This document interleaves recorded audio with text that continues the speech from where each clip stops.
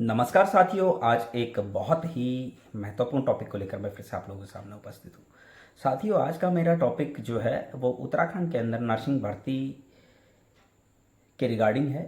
कुछ महत्वपूर्ण पॉइंट पर मैं आज बात करने वाला हूँ, डिस्कस करने वाला हूँ।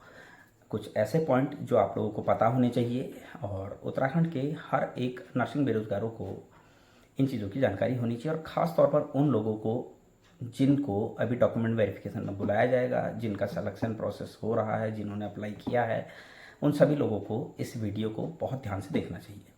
तो साथियों, कुछ पॉइंट्स हैं, जैसे मैं कमेंट बॉक्स में देख रहा था, किसी ने मेरे से एक बात कही कि स्वास्थ्य विभाग के 1564 पदों पर वेटिंग लिस्ट कब निकलेगी और इसके लिए हमें क्या करना पड़ेगा।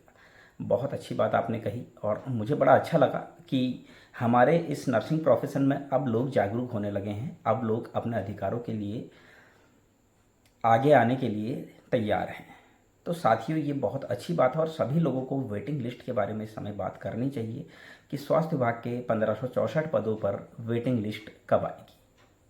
इसके लिए हमें डीजी हेल्थ जाकर डीजी मैम से मिलना चाहिए, क्योंकि वहीं से वेटिंग लिस्ट का प्रावधान होगा, या तो वहाँ से होगा या चिकित्सा चयन बोर्ड से होगा। मेरे हिसाब से डीजी हेल्थ हमें जाना चाहिए, क्योंकि जो लिस्ट आई है, फाइनल जो सिलेक्शन हुए हैं, उसके बाद वेटिंग लिस्ट के लिए हमें डीजी मैम के पास जाना होगा, डीजी हेल्थ में जाकर वहाँ मिलना होगा और वेटिंग लिस्ट जल्द से जल्द निकालने के लिए हमें निवेदन करना होगा।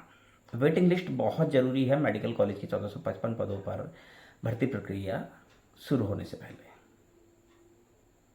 इसके लिए एक ही चीज़ है कि हमें डीजी मैम से लगातार मिलना पड़ेगा जब तक वेटिंग लिस्ट नहीं आती, क्योंकि वेटिंग लिस्ट आने से क्या होगा, बहुत ज़्यादा कंपटीशन मेडिकल कॉलेज का कम होगा, क्योंकि बहुत ज़्यादा लोगों का सिलेक्शन उधर और हो जाएगा ना। तो ये बहुत ज़रूरी है। ये आपने बहुत अच्छी बात जो है, ये हिमांशु जी ने ये बात पूछी थी, मुझे अच्छे से अभी कमेंट याद आ रहा है। और इस तरह से जो आपने ये पूछा मुझे अच्छा लगा और होना चाहिए। एक चीज़ और, एक मैं गलती लगातार कर रहा था अपनी वीडियो में और किसी ने मुझे टोका था, मैंने कमेंट बॉक्स में पढ़ा था। मैं लगातार क्षैतिज आरक्षण में एक बात बोल रहा था, स्वतंत्रता संग्राम सेनानियों के मृत आश्रित। इसके लिए मैं माफ़ी चाहूँगा, मेरे बोलने में बहुत बड़ा मिस्टेक हो रहा था। स्वतंत्रता संग्राम सेनानियों के आश्रित, मृत आश्रित नहीं, आश्रित। इसके लिए भी मुझे किसी ने बोला था और मैं थैंक्स कहूँगा इस वीडियो के माध्यम से उनका, जिन्होंने मेरी इस गलती को पकड़ा। मैं इंसान हूँ और इंसान से ही गलती होती है, उसके लिए मैं माफ़ी चाहूँगा कि मैं अपनी हर वीडियो में थोड़ा सा गलत बोल रहा था, स्वतंत्रता संग्राम सेनानियों के मृत आश्रित, जबकि स्वतंत्रता संग्राम सेनानियों के आश्रित मुझे बोलना चाहिए था। तो इसके लिए मैं माफ़ी चाहूँगा कि मैं सेंटेंस लगातार गलत बोल रहा था और मैं इसको करेक्शन करता हूँ। स्वतंत्रता संग्राम सेनानियों के आश्रित है वो जो क्षैतिज आरक्षण की जो पोस्ट हैं। इसके लिए आगे से मैं ध्यान दूंगा कि ऐसी गलती मैं दोबारा ना करूं। और कहीं पर भी अगर आपको लगता है कि कहीं मैं कुछ गलत बोल रहा हूं तो उसके लिए आप मुझे बोल सकते हैं, टोक सकते हैं, आपका पूरा अधिकार मेरे ऊपर है। और क्योंकि मैं आप ही से जुड़ा हुआ हूं, आप ही के बीच का एक शख्स हूं और गलती मेरे से भी हो सकती है। ऐसा नहीं कि मैं गलती नहीं करूँगा, गलती मुझसे भी हो सकती है। और अच्छा लगता है आप लोग जब मेरी गलती मुझे बताते हैं, तो मैं कोशिश करता हूँ कि मैं उसको सही करूँ। एक चीज़ और मैं आप लोगों को बताना चाहता हूँ, डॉक्यूमेंट वेरिफिकेशन शुरू होने वाला है। तो डॉक्यूमेंट वेरिफिकेशन अगर शुरू होने वाला है तो बहुत सारे लोग कह रहे थे कि ऐसे कैसे डॉक्यूमेंट वेरिफिकेशन शुरू होने वाला है, पहले तो सिलेक्शन लिस्ट आएगी, उसके बाद ही तो डॉक्यूमेंट वेरिफिकेशन शुरू होता है। तो साथियों, मैं आपको एक चीज़ बताना चाहता हूँ, बिल्कुल सही, कुछ लोगों ने सही कहा कि पहले सिलेक्शन लिस्ट आती है, पहले सिलेक्शन होता है, उसके बाद डॉक्यूमेंट वेरिफिकेशन होता है। लेकिन यहाँ पर पहले डॉक्यूमेंट वेरिफिकेशन होता है, तभी 1.5 गुना ज़्यादा लोगों को बुलाया जाता है। जैसे 100 सीटें हैं तो 150 लोगों को बुलाया जाएगा।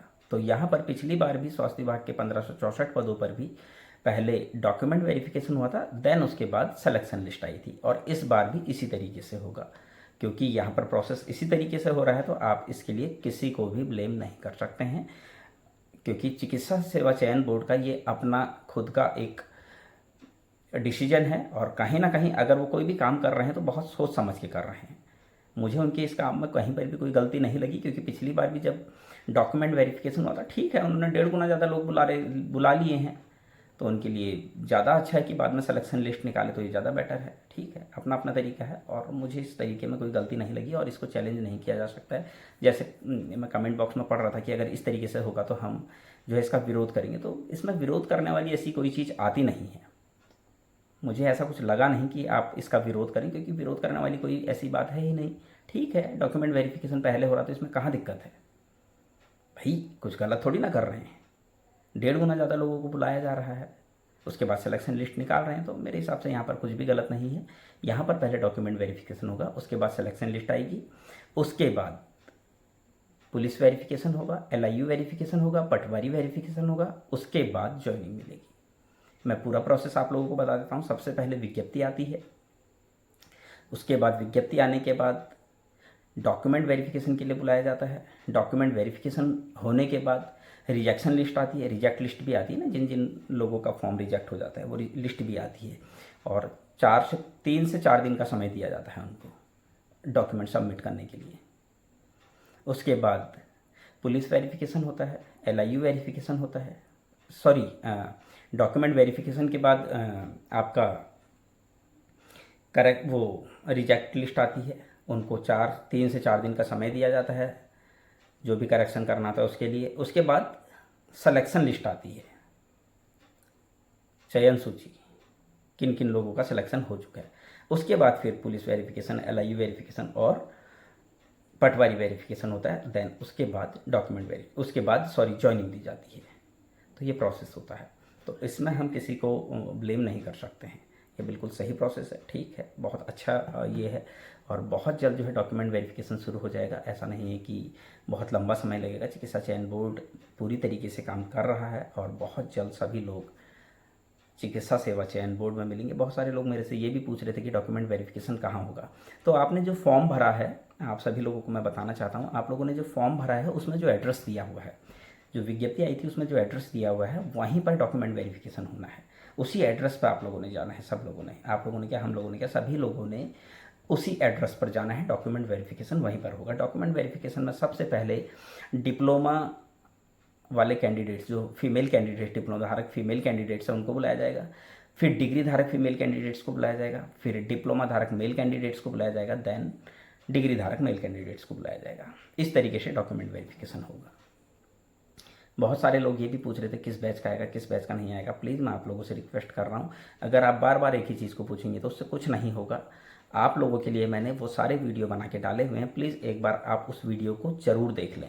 हाँ, जब डॉक्यूमेंट वेरिफिकेशन की जो डॉक्यूमेंट वेरिफिकेशन का टाइम टेबल है, जब वो आ जाएगा उसके बाद मैं दोबारा से फिर किस किस का सिलेक्शन, कितने कितने बैच तक का सिलेक्शन होना है, एक बार फिर से इन वीडियो को बनाऊंगा, क्योंकि उससे फिर एक बहुत क्लोज आंकड़े में और दे सकूँगा। तो वो मैं थोड़ा वेट कर रहा हूँ कि कब टाइम टेबल आता है, उसके बाद में वो आंकड़े भी आप लोगों के सामने लेकर जरूर आऊँगा। तब तक आप पुराने वीडियो देख सकते हैं जिस पर मैंने बताया है कितने लोगों का सिलेक्शन हो सकता है, वो बिल्कुल एग्जैक्ट है, उसमें कोई भी दिक्कत नहीं है। आप उनको देखिए।